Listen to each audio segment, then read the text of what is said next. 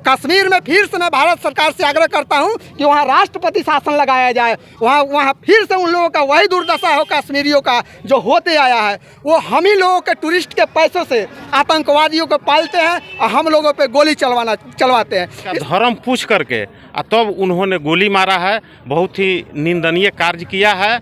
मैं भारत सरकार से मांग करता हूँ, गृह मंत्री जी से और रक्षा मंत्री जी से, कि इसका जवाब जो किया है उससे जितना भी सख्ती से उसको निपटने का काम कीजिए, और नहीं तो भारत के लोग को छूट दे दीजिए। हम लोग डंडे लेकर के चलेंगे और डंडा से फरिया लेंगे, हम लोग हिंदुस्तानी हैं, पीछे हटने वाले नहीं हैं। 27 माताओं बहनों का सुहाग उजड़ा है।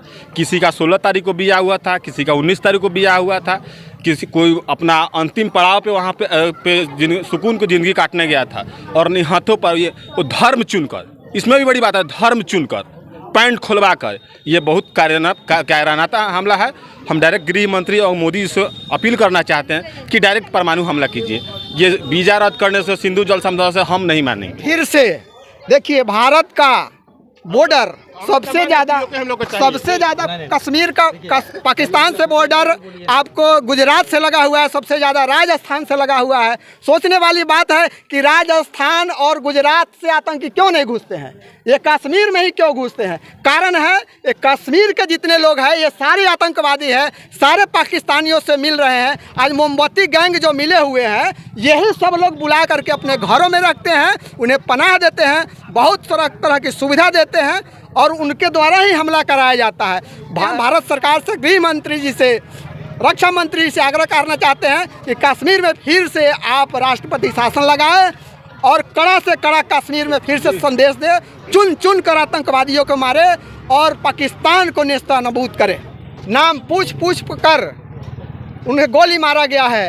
ऐसे कायर आतंकवादी और पाकिस्तानियों को कहना चाहता हूँ, अरे पाकिस्तानी, तू समझता है कि ये जवाहरलाल नेहरू का देश नहीं है, ये नरेंद्र मोदी का देश है और नरेंद्र मोदी की सरकार है। तेरे को एक एक को चुन चुन कर मारेंगे, तेरे हर घर में घुस कर मारेंगे। तूने जो सोच करके कायराना हरकत किया है ये बर्दाश्त योग्य नहीं है। पूरे भारत के लोग आग बबूले हैं। इसके लिए मैं भारत के प्रधानमंत्री से आग्रह करना चाहता हूं कि उसका तेल पानी बंद करने से काम नहीं चलेगा, उसको पूरा नेस्तनाबूद करना चाहिए, पाकिस्तान को मिट्टी में मिला देना चाहिए। पाकिस्तान को नक्शे से जब तक हम नहीं मिटाएंगे, भारत देश के लोगों के उसके जो आज खून खोल रहा है ये बर्दाश्त नहीं करेंगे। मैं प्रधानमंत्री से कहना चाहता हूं, आप पाकिस्तान को नक्शे से मिटाइए, तभी यहाँ जो जिहादी मानसिकता के लोग हैं, जो यहाँ पाकिस्तान जिंदाबाद करते हैं, उनका भी गुरूर टूटेगा। इसलिए मैं पाकिस्तान को अंतिम बार चेतावनी देना चाहता हूँ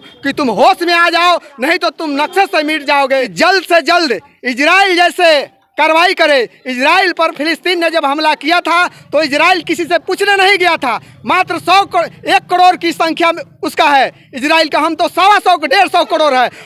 हम ऐसे लोग बिना सरकार से कहना चाहता हूं, हमें कोई तनख्वाह नहीं चाहिए। मैं अपने पैसे से सेना के लिए देश के लिए लड़ना चाहता हूं, हमें भर्ती करो। मैं पाकिस्तान को चुन चुन कर मारूंगा, उसको एक एक कायराना हमले का बदला लूंगा। मैं सेना से कहना चाहता हूं, आप लोग जल्द से जल्द पाकिस्तान जो ये कायराना हमला किया है इसका जवाब पाकिस्तान को दे। धन्यवाद।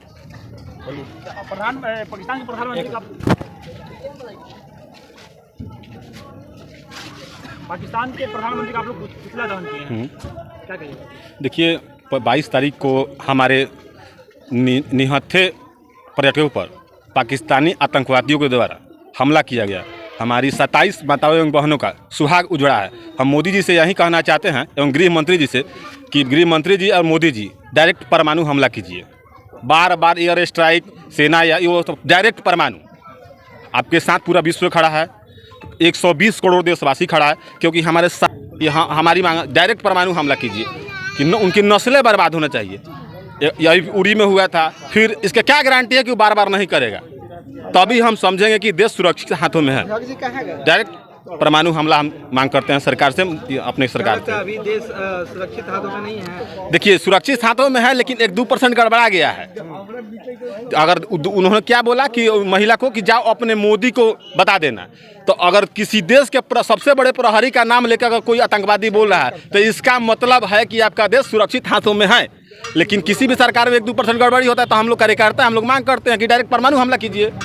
एयर स्ट्राइक का है होगा, सिंधु जल संधि का है, डायरेक्ट परमाणु हमला कीजिए। 120 करोड़ देशवासी आपके साथ है, पूरा विश्व आपके साथ है।